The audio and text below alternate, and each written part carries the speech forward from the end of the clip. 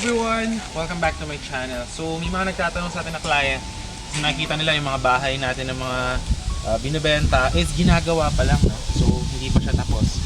Gusto nyo makakita ng paano tayo mag-turnover ng house and lot package, ano yung mga sample ng standard natin na finish.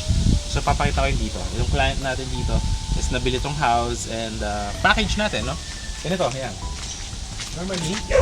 Normally sa package natin, meron siyang gate, may bakod. Yan.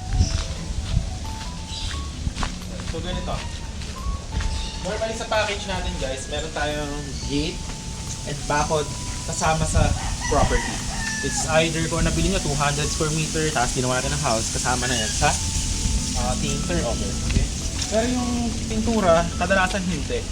Very yan. Pero kung gusto nyo ipakulay, mura lang naman yung ipakulay. Standard natin na finish ganito guys. Yan.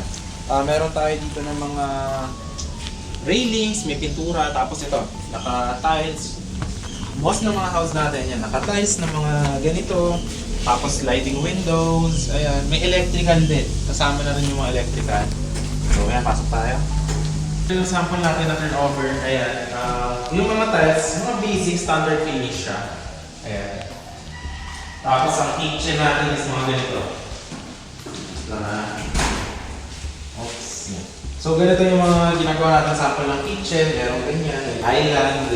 Pero ito, yung sink hindi ito kasama sa package namin. Kadalasan to, yung client, may mga gusto sila na sink, pwede nyong bilhin, pa-install sa amin. So ginagawa natin house, mga cabinet hindi rin kasali, okay? Pero kung gusto nyo pagawa ng cabinet sa atin, pwede, or gusto nyo rin magpasalamin. Ayan.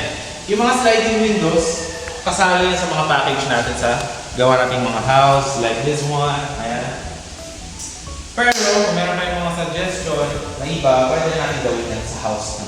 So gumagawa tayo ng cabinets, salamin, or anything. So message lang kayo. Pero ganito yung standard natin na finish. Ganito kadalasan yung mga rooms natin. Ganyan. May ilaw, may mga outlet, naka-tiles, may sliding windows. So basta mag-iiba, lagi, ito ganito lang yung mga standard natin na finish kasi lagi natin ng mga client natin. Anong mga sample na itsura kapag tapos na? So ganito siya. Okay, tara, let's go. Ito tayo na sa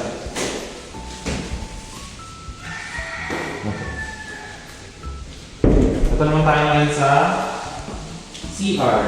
Standard natin na CR, ganito. May pintuan, aluminum, para hindi, kahit mabasa, hindi masisira. Tapos normally sa mga CR natin, yan naka-tiles, no?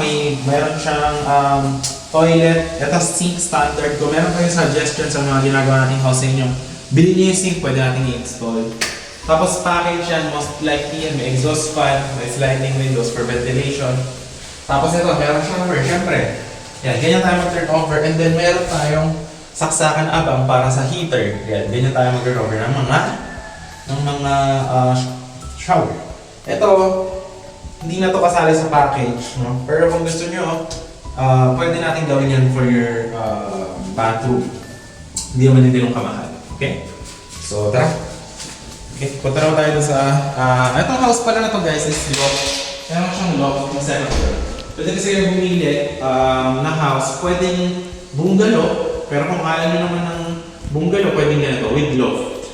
Half concrete, half light material. So ganito tayo gumawa ng mga sample. Kasama na yung stairs, may railings, may pintura yung railings, ganyan. Tapos ganito. Yan. Yung mga gawa nating house, kasi kadalasan yan, nakapintura, may ilaw na, sliding windows. So ganito. Hindi ito kasama yung aircon hindi tayo nagagawa ng mga furnish. So yan. Yung aircon hindi yan kasali. So yun, ganyan. Tapos kasama yung mga pinto. Yung mga pinto natin walang kahoy, lahat yan bakal. Okay? So tara. So ito naman yung second bedroom. Yan. So ganito. Yan. Ganito tayo mag-turnover ng mga kwarto. So standard finish siya. Talagang kung paglipat nyo, dadaan nyo na ng gamit, pwede nyo nang tira. By the way, itong house na ito pwede natin gawin sa mga 200 square meter natin na package or 300. Pag sa 200 square meter, pwede natin gawin itong house na ganito for only 3.5 million. Package na po yan, house and lot. No? So, ang down most likely is 50% if magkano yun. Tapos, gagawin natin yung house in 3 to 4 months. Babayaran yung 80% kung magkano yung ating naging deal. Tapos, ito turn over namin ng ganito ang kuryente tubig. So, yun, if you're interested, message nyo na Survivor WhatsApp ko. And yun, ito yung sample ng mga gawa nating house, ng mga tinatanong mo.